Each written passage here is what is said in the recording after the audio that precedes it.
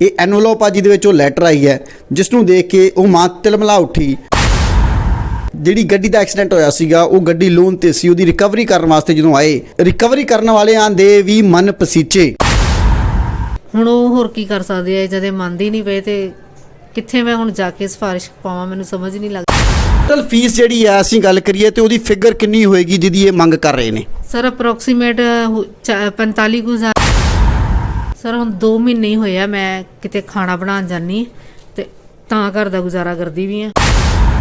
ਸਤਿ ਸ਼੍ਰੀ ਅਕਾਲ ਜੀ, ਤੁਸੀਂ ਜੁੜ ਚੁੱਕੇ ਹੋ ਨੇਸ਼ਨ ਪੋਸਟ ਨਾਲ। ਮੈਂ ਕਮਲਦੀਪ ਸਿੰਘ ਤੁਹਾਡੇ ਸਾਹਮਣੇ ਦਰਦੇ ਦਾਸਤਾਨਾ ਲੈ ਕੇ ਆ ਰਿਹਾ। ਦਰਦੇ ਦਾਸਤਾਨਾ ਦੇ ਕਸੂਰਵਾਰ ਜਾਂ ਕ੍ਰਿਮੀਨਲ ਅਸੀਂ ਗੱਲ ਕਰੀਏ ਤੇ ਉਹ ਮਾਂ ਵਾ ਜਿਹਨੇ ਆਪਣੇ ਬੱਚੇ ਨੂੰ ਜਨਮ ਦਿੱਤਾ ਹੈ। ਮਾਂ ਬਾਪ ਸੁਪਨੇ ਸਾਕਾਰ ਕਰਦੇ ਨੇ ਬੱਚੇ ਦਾ ਜਨਮ ਹੋਣ ਦੇ ਨਾਲ ਨਾਲ ਕਿ ਉਹਨੂੰ ਅਸੀਂ ਪੜ੍ਹਾਵਾਂਗੇ ਲਿਖਾਵਾਂਗੇ ਤੇ ਵੱਡੇ ਅਫਸਰ ਬਣਾਵਾਂਗੇ, ਵੱਡੀਆਂ ਨੌਕਰੀਆਂ ਕਰਨਗੇ ਜਾਂ ਬਿਜ਼ਨਸਮੈਨ ਬਣਨਗੇ। ਪਰ ਉਸ ਮਾਂ ਦਾ ਦਰਦ ਉਦੋਂ ਵਧਿਆ ਜਦੋਂ 2019 ਦੇ ਵਿੱਚ ਉਹਨਾਂ ਦੇ ਹਸਬੈਂਡ ਪਤੀ ਦੀ ਡੈਥ ਹੁੰਦੀ ਹੈ। ਇੱਕ ਕੰਟੇਨਰ ਦੇ ਥੱਲੇ ਆ ਕੇ ਉਹਨਾਂ ਦੇ ਹਸਬੈਂਡ ਜਿਹੜੀ ਗੱਡੀ ਚਲਾ ਰਹੇ ਸੀ ਉਹ ਦੱਬ ਜਾਂਦੀ ਹੈ, ਬੁਰੀ ਤਰ੍ਹਾਂ ਕ੍ਰਸ਼ ਹੋ ਜਾਂਦੀ ਹੈ ਤੇ ਉੱਥੋਂ ਉਹਨਾਂ ਦੀ ਦਰਦ ਦੀ ਦਾਸਤਾਨ ਜਿਹੜੀ ਆ ਉਹ ਸਟਾਰਟ ਹੁੰਦੀ ਹੈ।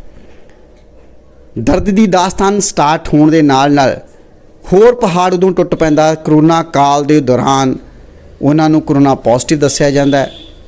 ਕਰੋਨਾ ਦੇ ਲਈ ਉਹਨਾਂ ਨੂੰ ਹਸਪਤਾਲ ਦੇ ਵਿੱਚ ਭਰਤੀ ਹੋਣਾ ਪੈਂਦਾ ਹੈ। ਇੱਕ ਉਹਨਾਂ ਦੀ ਬੇਟੀ ਹੈ, ਇੱਕ ਬੇਟਾ ਹੈ। ਹਸਬੈਂਡ ਦੀ ਡੈਥ ਹੋਣ ਤੋਂ ਬਾਅਦ ਜਿਸ ਤਰੀਕੇ ਨਾਲ ਅਸੀਂ ਕਹਿ ਦਈਏ ਕਿ ਸਿਰ ਤੋਂ ਸਾਇਆ ਇਸ ਤਰੀਕੇ ਨਾਲ ਗਾਇਬ ਹੋ ਜਾਂਦਾ ਕਿਸੇ ਵੀ ਚੀਜ਼ ਦਾ ਕਿ ਦਰਦ ਹੀ ਦਰਦ ਉਹਨਾਂ ਦੇ ਉੱਤੇ ਜਿਹੜਾ ਵਾ ਉਹ ਹਾਵੀ ਹੋ ਜਾਂਦਾ ਹੈ। ਸੋ ਮੁਸ਼ਕਲ ਨਾਲ ਉਹ ਆਪਣੇ ਬੱਚਿਆਂ ਦਾ ਪਾਲਣ ਪੋਸ਼ਣ ਕਰਦਿਆਂ ਹੋਇਆਂ ਬੇਟੀ ਨੂੰ ਸਿਰਫ ਤਾਂ ਸਿਰਫ ਇੱਕ 100 ਰੁਪਇਆ ਦੇ ਕੇ ਉਹ ਵਿਆਹ ਦਿੰਦੇ ਨੇ ਕਿ ਉਹਨਾਂ ਕੋਲੋਂ ਉਹਨਾਂ ਬੱਚਿਆਂ ਦਾ ਪਾਲਣ ਪੋਸ਼ਣ ਕਰਨਾ ਔਖਾ, ਕਿਉਂਕਿ ਕਿਤੇ ਵੀ ਉਹ ਨੌਕਰੀ ਨਹੀਂ ਕਰਦੇ ਸੀ, ਕਿਸੇ ਤਰ੍ਹਾਂ ਦਾ ਕਮਾਈ ਦਾ ਸਾਧਨ ਨਹੀਂ ਸੀ। ਕਰੋਨਾ ਕਾਲ ਦੇ ਦੌਰਾਨ ਲੋਕਾਂ ਦੀਆਂ ਜਿਹੜੀਆਂ ਕੰਮਕਾਰ ਧੰਦੇ ਬੰਦ ਹੋ ਗਏ ਤੇ ਉਹਨਾਂ ਦਾ ਜਿਹੜਾ ਛੋਟਾ ਬੇਟਾ ਸੀਗਾ ਉਹ ਸਕੂਲ ਦੇ ਵਿੱਚ ਪੜ੍ਹਦਾ ਸੀ, ਇੱਕ ਨਿੱਜੀ ਸਕੂਲ ਦੀ ਕਰੂਰਤਾ ਉਸ ਵਕਤ ਸਾਹਮਣੇ ਆਈ ਕਿ ਜਦੋਂ ਉਹਨਾਂ ਨੇ ਸਕੂਲ ਵੱਲੋਂ ਇੱਕ ਲੈਟਰ ਆਉਂਦੀ ਹੈ। ਸੋ ਮੈਂ ਲੈਟਰ ਜ਼ਰੂਰ ਦਿਖਾਣੀ ਚਾਹਾਂਗਾ, ਉਹ ਸਕੂਲ ਦਾ ਲੈਟਰ ਤੇ ਸਕੂਲ ਜਿਸ ਐਨਵਲਪ ਦੇ ਵਿੱਚ ਆਈ ਆ ਉਹ ਲੈਟਰ ਨੂੰ ਵੀ ਐਨਵਲਪ ਨੂੰ ਵੀ ਮੈਂ ਆਪਣੇ ਸਾਥੀ ਨੂੰ ਕਹੂੰਗਾ ਕਿ ਬਿਲਕੁਲ ਕਲੋਜ਼ ਕਰਕੇ ਦਿਖਾਇਆ ਜਾਵੇ, ਕਿਉਂਕਿ ਅਸੀਂ ਇਸ ਚੀਜ਼ ਨੂੰ ਦਿਖਾਉਣਾ ਚਾਹੁੰਦੇ ਹਾਂ। ਇਹ ਲੈਟਰ, ਇਹ ਐਨਵਲੋਪ ਆ ਜਿਹਦੇ ਵਿੱਚ ਉਹ ਲੈਟਰ ਆਈ ਹੈ, ਜਿਸ ਨੂੰ ਦੇਖ ਕੇ ਉਹ ਮਾਂ ਤਿਲਮਿਲਾ ਉੱਠੀ। ਸੋ ਉਹਨੇ ਨਾ ਕੁਝ ਖਾਧਾ ਨਾ ਕੁਝ ਪੀਤਾ, ਹੈਰਾਨ ਪਰੇਸ਼ਾਨ ਹੋਈ ਕਿ ਹੁਣ ਮੈਂ ਕੀ ਕਰਾਂ, ਕਿੱਥੇ ਜਾਵਾਂ। ਐਂਡ ਮੇਰੇ ਤੱਕ ਇਹ ਦਾਸਤਾਨ ਕਿੱਦਾਂ ਪਹੁੰਚੀ ਨੇਸ਼ਨ ਪੋਸਟ ਤੱਕ। ਸੋ ਇਹਨਾਂ ਦੇ ਘਰ ਦੇ ਵਿੱਚ ਇੱਕ ਰਿਕਵਰੀ ਕਰਨ ਵਾਲੇ ਵੀਰ ਨੇ ਜੋ ਜਿਹੜੀ ਗੱਡੀ ਦਾ ਐਕਸੀਡੈਂਟ ਹੋਇਆ ਸੀਗਾ ਉਹ ਗੱਡੀ ਲੋਨ ਤੇ ਸੀ, ਉਹਦੀ ਰਿਕਵਰੀ ਕਰਨ ਵਾਸਤੇ ਜਦੋਂ ਆਏ ਤਾਂ ਰਿਕਵਰੀ ਕਰਨ ਵਾਲਿਆਂ ਦੇ ਵੀ ਮਨ ਪਸੀਚੇ ਉਹਨਾਂ ਦੀ ਇਸ ਦਰਦ ਦੀ ਦਾਸਤਾਨਾਂ ਨੂੰ ਸੁਣ ਕੇ। ਸੋ ਇਸ ਸਕੂਲ ਦਾ ਨਾਮ ਬਹੁਤ ਹੀ ਰਿਨਾਊਂਡ ਸਕੂਲ ਹੈ, ਜਲੰਧਰ ਜ਼ਿਲ੍ਹੇ ਦਾ ਮਿੰਟਗੋਮਰੀ ਗੁਰੂ ਨਾਨਕ ਪਬਲਿਕ ਸਕੂਲ।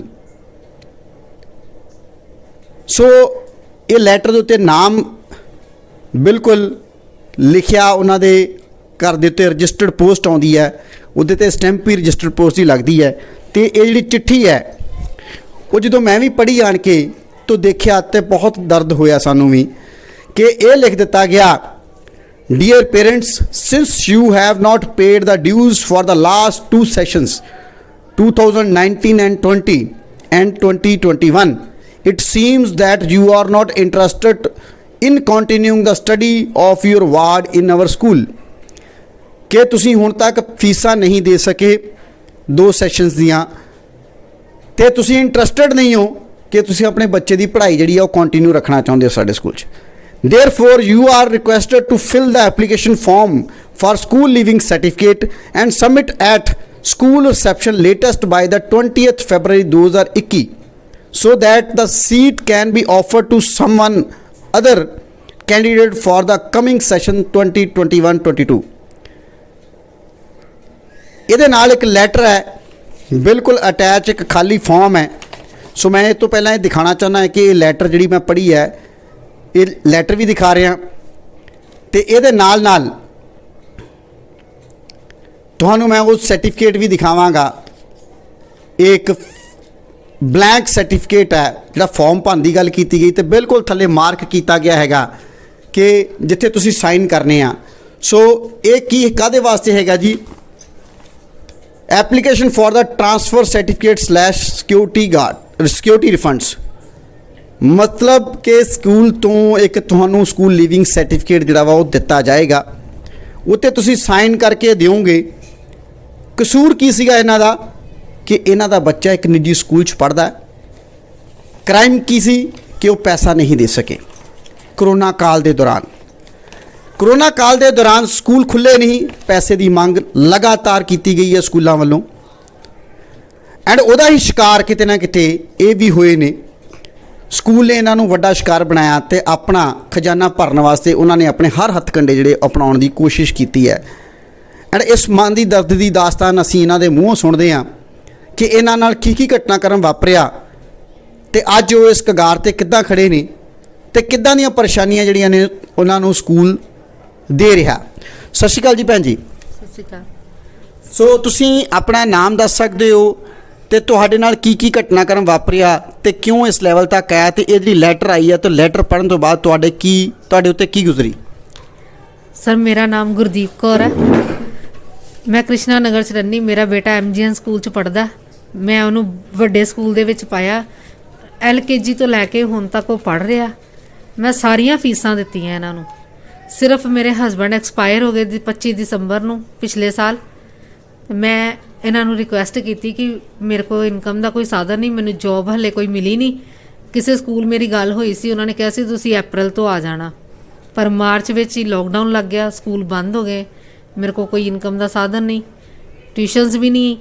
ਚਲੋ ਜਦੋਂ ਥੋੜੀ ਜਿਹੀ ਹਾਲਾਤ ਠੀਕ ਹੋਏ ਮੇਰੇ ਕੋਲ ਟਿਊਸ਼ਨਸ ਸ਼ੁਰੂ ਹੋਈਆਂ। 15 ਦਿਨ ਹੀ ਮੈਂ ਪੜ੍ਹਾਈਆਂ, 16ਵੇਂ ਦਿਨ ਮੈਨੂੰ ਕਰੋਨਾ ਹੋ ਗਿਆ। ਪੇਰੈਂਟਸ ਨੇ ਵੀ ਬੱਚੇ ਹਟਾ ਲਏ ਔਰ ਅੱਜ ਤੱਕ ਮੇਰੇ ਕੋਲ ਕੋਈ ਬੱਚਾ ਨਹੀਂ ਪੜ੍ਹਨ ਆ ਰਿਹਾ ਇਸੇ ਵਜ੍ਹਾ ਨਾਲ। ਸੋ ਤੁਹਾਡੇ ਕਿੰਨੇ ਬੱਚੇ ਨੇ? ਸਰ ਮੇਰੇ 2 ਹੀ ਬੱਚੇ ਹੈ, ਇੱਕ ਬੇਟਾ ਇੱਕ ਬੇਟੀ। ਹਾਲਾਤ ਇੰਨੇ ਮਾੜੇ ਸੀ ਕਿ ਮੈਂ ਆਪਣੀ ਬੱਚਿਆਂ ਨੂੰ ਰੋਟੀ ਖਵਾਉਣ ਜੋਗੀ ਵੀ ਨਹੀਂ ਸੀ ਤੇ 15 ਮਹੀਨੇ ਤੋਂ ਬਿਜਲੀ ਦਾ ਬਿੱਲ ਵੀ ਮੈਂ ਪੇ ਨਹੀਂ ਕੀਤਾ। ਤੇ ਬੇਟੀ ਦੀ ਮੈਰਿਜ ਫਿਰ ਮੈਨੂੰ ਕਰਨੀ ਪਈ। ਮੈਨੂੰ ਕੋਈ ਅੱਛਾ ਘਰ ਮਿਲ ਗਿਆ, ਮੈਂ 100 ਰੁਪਇਆ ਦੇ ਕੇ ਬੇਟੀ ਦੀ ਮੈਰਿਜ ਕਰ ਦਿੱਤੀ ਕਿ ਮੇਰੇ ਕੋਲ ਇਹ ਬੋਝ ਨਹੀਂ ਹੁਣ ਚੱਲ ਹੋ ਰਿਹਾ, ਪਰ ਇਹਨੂੰ ਪੜ੍ਹਾਉਣਾ ਤਾਂ ਬਹੁਤ ਜ਼ਰੂਰੀ ਹੈ ਨਾ। ਤੇ ਮੈਂ ਇਹਨਾਂ ਨੂੰ ਰਿਕੁਐਸਟ ਕੀਤੀ ਸਰ ਨੂੰ ਤੇ ਕਿ ਇਹਦੀ ਫੀਸ ਮਾफ़ ਕਰ ਦਿੱਤੀ ਜਾਏ। ਬੜੀਆਂ ਸਿਫਾਰਿਸ਼ਾਂ ਪਾਈਆਂ ਆਪਣੇ ਕਾਉਂਸਲਰ ਕੋਲੋਂ, MLA ਕੋਲੋਂ, ਸਭ ਕੋਲੋਂ ਫੋਨ ਕਰਾਇਆ, ਪਰ ਪਹਿਲੇ ਇਹਨਾਂ ਨੇ ਕਿਹਾ ਸੀ ਕਿ ਮੈਂ ਫੀਸ ਮਾफ़ ਕਰੂੰਗਾ, ਜੇ ਸਾਡਾ ਸਿਸਟਮ ਨਹੀਂ ਕਰੇਗਾ ਤਾਂ ਮੈਂ ਆਪਣੇ ਕੋਲੋਂ ਵੀ ਦਊਂਗਾ। ਇਹਨਾਂ ਨੇ ਮੈਨੂੰ ਮੈਟਰੋ ਐਨਕਾਊਂਟਰ 'ਚ ਇਹ ਗੱਲ ਕਹੀ ਸੀ। ਤੇ ਹੁਣ ਫਿਰ ਇਹ ਕਹਿ ਰਹੇ ਆ ਕਿ ਜਦੋਂ ਬੇਟਾ ਮੇਰਾ ਸਕੂਲ ਗਿਆ, ਇਹਦਾ ਟੈਸਟ ਹੋਇਆ, ਟੈਸਟ ਸ਼ੁਰੂ ਹੋਏ, ਸਾਰੇ ਟੈਸਟ ਕਲੀਅਰ ਕਰ ਗਿਆ, ਇੱਕ ਟੈਸਟ ਇਹਦੇ ਮਾਰਕਸ ਘੱਟ ਆਏ। ਹੁਣ ਸਰ ਨੇ ਇਹ ਇਸ਼ੂ ਬਣਾ ਲਿਆ ਕਿ ਇਹ ਪੜ੍ਹਨ ਵਾਲਾ ਬੱਚਾ ਨਹੀਂ, ਮੈਂ ਇਹਦੀ ਫੀਸ ਨਹੀਂ ਮਾफ़ ਕਰ ਸਕਦਾ। ਤੁਹਾਨੂੰ ਕਿੱਦਾਂ ਪਤਾ ਲੱਗਿਆ ਕਿ ਇਹ ਬੱਚਾ ਪੜ੍ਹਨ ਵਾਲਾ ਨਹੀਂ ਹੈ? ਕਿਉਂਕਿ ਤੁਸੀਂ ਦੱਸ ਰਹੇ ਹੋ LKG ਤੋਂ ਲੈ ਕੇ 10ਵੀਂ ਤੱਕ ਦਾ ਇਸ ਬੱਚੇ ਨੇ ਸਫ਼ਰ ਉਸ ਸਕੂਲ ਦੇ ਵਿੱਚ ਤੈਅ ਕੀਤਾ। ਸੋ ਇਹਦਾ ਮਤਲਬ ਹੈ ਕਿ ਅਗਰ ਉਹ 10ਵੀਂ ਤੱਕ ਪਹੁੰਚ ਸਕਦਾ ਸੀ ਤੇ ਕਸੂਰ ਕਿਹਦਾ ਰਿਹਾ? ਅਗਰ ਬੱਚੇ ਦੇ ਵਿੱਚ ਕੋਈ ਕਮੀ ਰਹਿ ਗਈ ਜਾਂ ਕਿਸੇ ਟੈਸਟ 'ਚੋਂ ਨੰਬਰ ਘੱਟ ਆਉਣਾ, ਇਹ ਦੋਸ਼ ਹੈ ਕਿ ਉਹਨੂੰ ਸਕੂਲ ਤੋਂ ਕੱਢ ਦਿੱਤਾ ਜਾਏਗਾ ਔਰ ਸਕੂਲ ਦਾ ਉਹਨੂੰ ਲੀਵਿੰਗ ਸਰਟੀਫਿਕੇਟ ਦਿੱਤਾ ਜਾਏਗਾ ਤੇ ਕਿਸ ਤਰ੍ਹਾਂ ਦੀਆਂ ਚਿੱਠੀਆਂ ਜਿਹੜੀਆਂ ਉਹ ਭੇਜ ਦਿੱਤੀਆਂ ਜਾਣਗੀਆਂ ਕਿ ਤੁਸੀਂ ਅਗਰ ਡਿਊਜ਼ ਕਲੀਅਰ ਨਾ ਕੀਤੇ ਤਾਂ ਤੁਹਾਡੇ ਬੱਚੇ ਨੂੰ ਸਕੂਲ ਤੋਂ ਕੱਢ ਦਿੱਤਾ ਜਾਏਗਾ? ਹਾਂਜੀ ਸਰ, ਮੈਂ ਵੀ ਅੱਜ ਹੀ ਲੈਟਰ ਜਦੋਂ ਮੈਨੂੰ ਮਿਲੀ ਹੈ ਤੇ ਮੇਰੇ ਹੋਸ਼ ਹੀ ਉੱਡ ਗਏ ਕਿ ਉਹਨਾਂ ਨੇ ਲੀਵਿੰਗ ਸਰਟੀਫਿਕੇਟ ਨਾਲ ਕਰਕੇ ਭੇਜ ਦਿੱਤਾ ਕਿ ਇਹਨੂੰ ਸਬਮਿਟ ਕਰਾਓ ਆ ਕੇ, ਵੀ ਅਸੀਂ ਕਿਸੇ ਹੋਰ ਕੈਂਡੀਡੇਟ ਨੂੰ ਇਹ ਦੇ ਦਈਏ। ਕਿੰਨੇ ਤੁਹਾਡੇ ਸਕੂਲ ਕਿੰਨੀ ਫੀਸ ਦੀ ਮੰਗ ਕਰ ਰਿਹਾ ਤੁਹਾਡੇ ਕੋਲ? ਸਰ ਪੂਰੀ ਫੀਸ ਮੰਗ ਕਰ ਰਹੇ ਆ। ਮੈਂ ਉਹਨਾਂ ਨੂੰ ਕਿਹਾ ਕਿ ਚਲੋ ਤੁਸੀਂ ਹਾਫ ਹੀ ਕਰ ਦਿਓ, ਮੈਂ ਹਾਫ ਵੀ ਕਿਸੇ ਕੋਲੋਂ 2-2 ਹਜ਼ਾਰ ਰੁਪਇਆ ਇਕੱਠਾ ਕਰਕੇ ਦੇਣ ਨੂੰ ਤਿਆਰ ਆ। ਮੇਰੇ 4-5 ਜਣੇ ਕਹਿੰਦੇ ਕਿ ਅਸੀਂ ਤੁਹਾਡੀ ਹੈਲਪ ਕਰ ਦਾਂਗੇ, ਪਰ ਇਹ ਉਹ ਵੀ ਨਹੀਂ ਮੰਨ ਰਹੇ, ਕਹਿੰਦੇ ਅਸੀਂ ਪੂਰੀ ਲੈਣੀ ਹੈ ਔਰ ਤੁਹਾਡਾ ਬੱਚਾ ਪੜ੍ਹਨ ਵਾਲਾ ਹੈ ਨਹੀਂ, ਅਸੀਂ ਨਹੀਂ ਹੈਲਪ ਕਰ ਸਕਦੇ। ਤੁਸੀਂ ਇਹਦੇ ਲਈ ਕਿਸੇ ਵੱਡੇ ਅਧਿਕਾਰੀ ਨੂੰ, ਡਿਪਟੀ ਕਮਿਸ਼ਨਰ ਜਾਂ DO ਸਾਹਿਬ ਨਾਲ ਗੱਲਬਾਤ ਕੀਤੀ? ਕਿਉਂਕਿ ਜਿੱਥੋਂ ਤੱਕ ਅਸੀਂ ਜਾਣਦੇ ਹਾਂ ਕਿ ਇੱਕ ਸੁਪਰੀਮ ਕੋਰਟ ਦੇ ਵਿੱਚ ਤੇ ਹਾਈ ਕੋਰਟ ਦੇ ਵਿੱਚ ਇੱਕ ਕੇਸ ਚੱਲ ਰਿਹਾ ਫੀਸਾਂ ਦੇ ਮਾਮਲੇ ਨੂੰ ਲੈ ਕੇ, ਹਾਲੇ ਤੱਕ ਉੱਤੇ ਕੋਈ ਸੁਣਵਾਈ ਨਹੀਂ ਹੋਈ। ਸੋ ਉਹਦਾ ਤਾਂ ਕੋਈ ਫਾਈਨਲ ਰਿਜ਼ਲਟ ਨਹੀਂ ਆਇਆ ਕਿ ਫੀਸਾਂ ਕਿੰਨੀਆਂ ਦੇਣੀਆਂ ਪੈਣਗੀਆਂ, ਪਰ ਸਕੂਲ ਨੇ ਇਹ ਲੈਟਰ ਕਿੱਦਾਂ ਕੱਢ ਦਿੱਤੀ? ਕਿਤੇ ਨਾ ਕਿਤੇ ਇਹ ਉਲੰਘਣਾ ਨਹੀਂ ਕੀਤੀ ਉਹਨਾਂ ਨੇ ਵੀ ਇਹ ਲੈਟਰ ਕੱਢ ਕੇ ਉਹਨਾਂ ਹਾਈ ਕੋਰਟ ਦੇ ਹੁਕਮਾਂ ਦੀ ਵੀ? ਹਾਂਜੀ ਸਰ, ਬਿਲਕੁਲ ਹੋਈ ਹੈ। ਮੈਂ ਆਪਣੇ ਕਾਉਂਸਲਰ ਸਾਹਿਬ ਕੋਲੋਂ ਕੱਲ੍ਹ ਫੋਨ ਕਰਵਾਇਆ ਸੀ, ਉਹਨਾਂ ਨੂੰ ਵੀ ਇਹੀ ਗੱਲ ਕਹਿ ਦਿੱਤੀ ਗਈ ਜੀ ਬੱਚਾ ਪੜ੍ਹਨ ਵਾਲਾ ਨਹੀਂ, ਮੈਂ ਨਹੀਂ ਫੀਸ ਮਾफ़ ਕਰਨੀ। ਫਿਰ ਮੈਂ MLA ਸਾਹਿਬ ਕੋਲ ਗਈ, ਉਹਨਾਂ ਨੇ ਕਿਹਾ ਇੱਕ ਚਾਂਸ ਹੋਰ ਦੇ ਦਿਓ, ਕਹਿੰਦੇ ਅਸੀਂ ਦੇ ਦਾਂਗੇ, ਜੇ ਨਾ ਇਹ ਪਾਸ ਹੋਇਆ ਅਸੀਂ ਫੀਸਾਂ ਸਾਰੀਆਂ ਲੈ ਲੈਣੀਆਂ, ਸਾਰੀਆਂ ਫੀਸਾਂ ਲੈਣੀਆਂ। ਤੇ ਹੁਣ ਉਹ ਹੋਰ ਕੀ ਕਰ ਸਕਦੇ ਆ ਜਦ ਇਹ ਮੰਨਦੇ ਹੀ ਨਹੀਂ ਪਏ ਤੇ ਕਿੱਥੇ ਮੈਂ ਹੁਣ ਜਾ ਕੇ ਸਿਫਾਰਿਸ਼ ਪਾਵਾਂ, ਮੈਨੂੰ ਸਮਝ ਨਹੀਂ ਲੱਗਦੀ। ਤੁਹਾਡਾ ਕਸੂਰ ਸਿਰਫ ਇਹੀ ਹੈ ਕਿ ਉਹ ਇਹ LKG ਤੋਂ ਲੈ ਕੇ ਬੱਚਾ ਉਸੇ ਸਕੂਲ ਦੇ ਵਿੱਚ ਪੜ੍ਹ ਰਿਹਾ, ਇਹ ਕਸੂਰ ਮੰਨਦੇ ਹੋ ਤੁਸੀਂ ਆਪਣਾ? ਸਰ ਬਿਲਕੁਲ, ਮੈਨੂੰ ਇੱਦਾਂ ਥੋੜੀ ਪਤਾ ਸੀ ਕਿ ਮੈਂ ਅੱਗੋਂ ਪੜ੍ਹਾ ਹੀ ਨਹੀਂ ਸਕਣਾ। ਮੈਂ ਖੁਦ ਟਿਊਸ਼ਨਸ ਪੜ੍ਹਾਉਂਦੀ ਸੀ, ਸਕੂਲ ਪੜ੍ਹਾਉਂਦੀ ਸੀ, ਮੇਰਾ ਗੁਜ਼ਾਰਾ ਬੜਾ ਸੋਹਣਾ ਹੋ ਰਿਹਾ ਸੀ, ਪਰ ਪਤਾ ਥੋੜੀ ਸੀ ਕਿ ਹਾਲਾਤ ਇਦਾਂ ਦੇ ਆ ਜਾਣੇ ਆ। ਜੇ ਮੈਂ ਦੇ ਸਕਦੀ ਹੁੰਦੀ ਤੇ ਮੈਂ ਜ਼ਰੂਰ ਪੇ ਕਰਦੀ। ਮੈਨੂੰ ਕੀ ਜ਼ਰੂਰਤ ਹੈ, ਮੈਂ ਇਹਨਾਂ ਦੀ ਇੰਨੀਆਂ ਜਾ ਕੇ ਗੱਲਾਂ ਸੁਣੀਆਂ, ਇੰਨਾ ਮੈਨੂੰ ਬੋਲੇ। ਟੋਟਲ ਫੀਸ ਜਿਹੜੀ ਹੈ ਅਸੀਂ ਗੱਲ ਕਰੀਏ ਤੇ ਉਹਦੀ ਫਿਗਰ ਕਿੰਨੀ ਹੋਏਗੀ ਜਿਹਦੀ ਇਹ ਮੰਗ ਕਰ ਰਹੇ ਨੇ? ਸਰ ਅਪਰੋਕਸੀਮੇਟ 45,000 ਰੁਪਈਆ ਹੋਣਾ ਜਿਹੜਾ ਇਹ ਕਹਿ ਰਹੇ ਆ ਕਿ ਦਿਓ। ਸਰ ਮੇਰੇ ਘਰ ਖਾਣ ਨੂੰ ਨਹੀਂ, ਮੈਂ 15 ਮਹੀਨੇ ਤੋਂ ਬਿੱਲ ਵੀ ਪੇ ਨਹੀਂ ਕੀਤਾ, ਮੈਂ ਇਹਨਾਂ ਨੂੰ ਕਿੱਥੋਂ ਦਊਂਗੀ ਤੁਸੀਂ ਦੱਸੋ।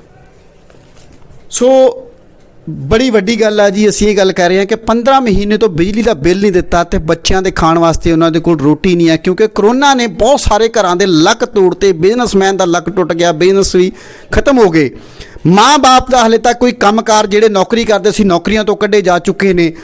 ਕਈਆਂ ਦੇ ਬਿਜ਼ਨਸ ਜਿਹੜੇ ਸੀ ਉਹ ਬਿਲਕੁਲ ਇਸ ਲੈਵਲ ਤੱਕ ਚਲੇ ਗਏ ਕਿ ਉਹਨਾਂ ਦੇ ਉੱਤੇ ਕਰਜ਼ਾ ਜਿਹੜਾ ਬੈਂਕਾਂ ਦਾ ਵਾ ਉਹ ਦੇਣਾ ਮੁਸ਼ਕਲ ਹੋਇਆ ਪਿਆ। ਐਂਡ ਮੇਰੇ ਖਿਆਲ ਨਾਲ ਮੈਂ ਇਹ ਵੀ ਜਾਣਦੇ ਆ ਵੀ ਇਹਨਾਂ ਦਾ ਕੋਈ ਕਰਜ਼ਾ ਵੀ ਦੇਣ ਵਾਲਾ, ਤੁਸੀਂ ਕਿਸੇ ਤੋਂ ਕੋਈ ਲੋਨ ਲਿਆ ਹੋਵੇ ਤੇ ਉਹਦੀਆਂ ਵੀ ਕਿਸ਼ਤਾਂ ਪੈਂਡਿੰਗ ਨੇ? ਹਾਂਜੀ ਸਰ, ਗੱਡੀ ਅਸੀਂ ਲੋਨ ਤੇ ਹੀ ਲਈ ਸੀ, ਉਹ ਵੀ ਰਿਕਵਰੀ ਕਰਨ। ਕਿਹੜੀ ਗੱਡੀ ਸੀਗੀ ਜੀ? ਸਰ ਉਹ ਟਾਟਾ ਏਸ। ਕਾਹਦੇ ਵਾਸਤੇ ਲਈ ਸੀ ਉਹ ਗੱਡੀ? ਇਹ ਚਲਾਉਂਦੇ ਸੀ ਨਾ ਕੰਮ ਵਾਸਤੇ, ਕਿ ਇਹਨਾਂ ਕੋਈ ਹੋਰ ਤਾਂ ਕੋਈ ਕੰਮ ਕਰਦੇ ਨਹੀਂ ਸੀ, ਗੱਡੀ ਚਲਾਉਂਦੇ ਸੀ। ਤੇ ਹਾਲੇ 4 ਮਹੀਨੇ ਹੀ ਹੋਏ ਸੀ ਗੱਡੀ ਲਿਆ ਨੂੰ ਤੇ ਐਕਸੀਡੈਂਟ ਹੋ ਗਿਆ, ਗੱਡੀ ਵੀ ਬਿਲਕੁਲ ਖਤਮ ਹੋ ਗਈ ਆ।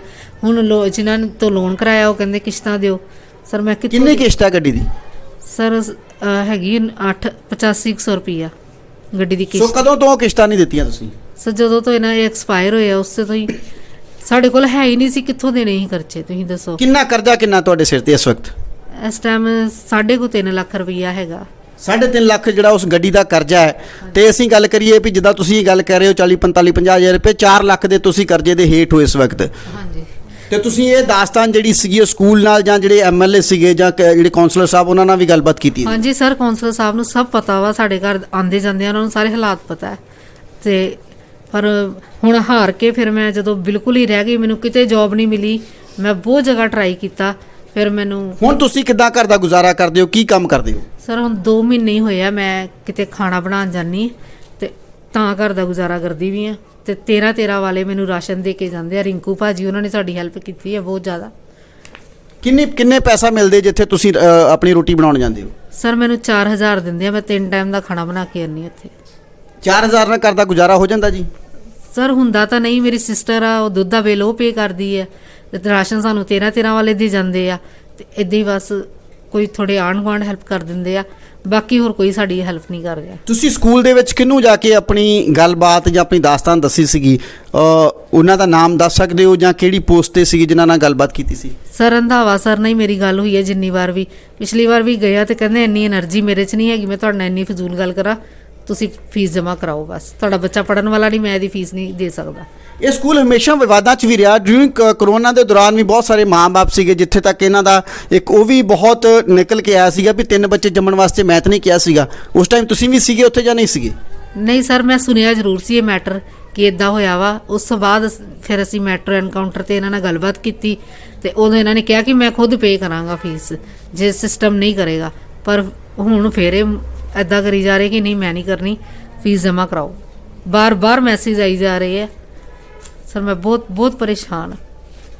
ਸੋ ਤੁਹਾਡੇ ਬੇਟੇ ਨਾਲ ਵੀ ਗੱਲਬਾਤ ਕਰਨੀ ਚਾਹਾਂਗੇ। ਸੋ ਜਿਹੜਾ 10ਵੀਂ ਦੇ ਵਿੱਚ ਪੜ੍ਹਦਾ ਹੈ ਇਸ ਵਕਤ, ਉਹਦਾ ਕਸੂਰ ਇੱਕੋ ਹੀ ਹੈ ਕਿ ਉਹ ਪੜ੍ਹਨਾ ਚਾਹੁੰਦਾ ਹੈ ਤੇ ਪੜ੍ਹਦਾ ਹੈ। ਸੋ ਸਤਿ ਸ਼੍ਰੀ ਅਕਾਲ ਬੇਟੇ। ਸਤਿ ਸ਼੍ਰੀ ਅਕਾਲ ਸਰ। ਕਿਹੜੀ ਕਲਾਸ ਪੜ੍ਹਦੇ ਹੋ? ਸਰ 10th 10th ਕਲਾਸ ਵਿੱਚ। ਤੁਸੀਂ ਕਦੋਂ ਤੋਂ ਇਸ ਸਕੂਲ ਦੇ ਵਿੱਚ ਪੜ੍ਹਦੇ ਆ ਰਹੇ? LKG ਤੋਂ। LKG ਤੋਂ 10ਵੀਂ ਤੱਕ ਦਾ ਸਫ਼ਰ ਤੈਅ ਕੀਤਾ। ਹਾਂਜੀ। ਸੋ ਕੀ ਤੁਹਾਡੇ ਅੰਦਰ ਕਮੀ ਹੈ ਜਾਂ ਟੀਚਰਾਂ ਦੇ ਪੜ੍ਹਾਉਣ ਦੇ ਅੰਦਰ ਕਮੀ ਹੈ? ਸਰ ਇਹ ਤਾਂ ਕੁਝ ਕਹਿ ਨਹੀਂ ਸਕਦੇ ਸਰ, ਬਟ ਅਗਲੇ ਵੀ ਸਹੀ ਕਰਦੇ ਨੇ, ਬਟ ਅਗਲਿਆਂ ਨੂੰ ਜੇ ਕਿਹਾ ਜਾਵੇ ਤਾਂ ਮੁਕਰਦੇ ਪਏ ਆ ਉਧਰੋਂ ਫੀਸ ਵੱਲੋਂ। ਸੋ ਕਸੂਰ ਦੇਖੋ ਜੀ, ਅਸੀਂ ਇਹ ਗੱਲ ਕਹਿੰਦੇ ਆ, ਮੇਰੇ ਖਿਆਲ ਨਾਲ ਸ਼ਾਇਦ ਕਸੂਰ ਜਿੱਦਾਂ ਆਪਾਂ ਬੱਚੇ ਨਾਲ ਵੀ ਗੱਲ ਕੀਤੀ ਆ, ਦੇਖੋ LKG ਤੋਂ ਲੈ ਕੇ ਬੱਚਾ ਹੁਣ ਤੱਕ ਪੜ੍ਹਦਾ ਆ ਰਿਹਾ ਸੀ, ਪਰ ਅਗਰ ਉਹ ਪਰਫਾਰਮ ਨਹੀਂ ਕਰ ਪਾ ਰਿਹਾ ਤੇ ਕਿਤੇ ਨਾ ਕਿਤੇ ਕਸੂਰਵਾਰ ਸਕੂਲ ਤੇ ਸਕੂਲ ਦਾ ਟੀਚਿੰਗ ਸਟਾਫ ਹੈ। ਉਹ ਬੱਚੇ ਨੂੰ ਸਹੀ ਤਰੀਕੇ ਨਾਲ ਐਜੂਕੇਸ਼ਨ ਨਹੀਂ ਦੇ ਪਾ ਰਿਹਾ। ਸਵਾਲ ਬੱਚੇ ਦੀ ਐਜੂਕੇਸ਼ਨ ਤੇ ਖੜਾ ਹੁੰਦਾ ਕਿ ਬੱਚਾ ਕਮਜ਼ੋਰ ਹੈ। ਬੱਚਾ ਅਗਰ ਤੁਹਾਡੇ ਕੋਲ ਅਸੀਂ ਪਹਿਲੇ ਦਿਨ ਤੋਂ ਦੇ ਦਿੱਤਾ LKG ਤੋਂ ਲੈ ਕੇ 10ਵੀਂ ਤੱਕ, ਇਹਦਾ ਮਤਲਬ ਤੁਹਾਡੇ ਪੜ੍ਹਾਉਣ ਵਾਲੇ ਸਿਸਟਮ ਦੇ ਵਿੱਚ, ਤੁਹਾਡੇ ਪੜ੍ਹਾਉਣ ਦੇ ਤਰੀਕਿਆਂ ਦੇ ਵਿੱਚ ਕਸੂਰ ਹੈ, ਜੁਰਮ ਇਹ ਹੈ।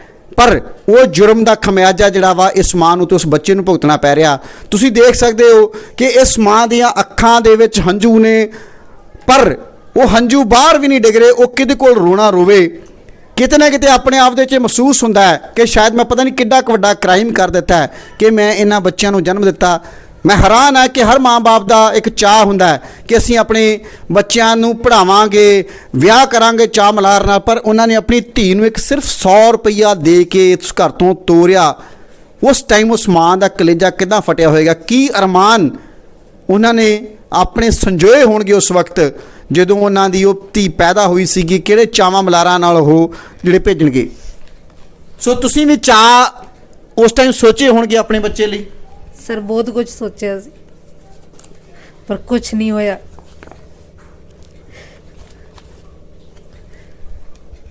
ਸੋ ਦੇਖ ਸਕਦੇ ਹੋ ਉਸ ਮਾਂ ਦੇ ਹੰਝੂ, ਉਹਦੇ ਚਾਹ, ਮੇਰੇ ਖਿਆਲ ਨਾਲ ਗਰੀਬ ਤੋਂ ਗਰੀਬ ਬੰਦਾ ਵੀ ਹੋਏਗਾ ਤੇ ਉਹਦੇ ਮਨ 'ਚ ਵੀ ਚਾਹ ਹੋਣਗੇ। ਪਰ ਜਿਸ ਤਰੀਕੇ ਨਾਲ ਉਹਨਾਂ ਨੇ ਧੀ ਤੋਰੀ ਹੈ, ਮੇਰੇ ਖਿਆਲ ਨਾਲ ਇਸ ਤਰੀਕੇ ਦਾ ਵਕਤ ਕਦੀ ਵੀ ਕਿਸੇ ਤੇ ਨਾ ਆਵੇ।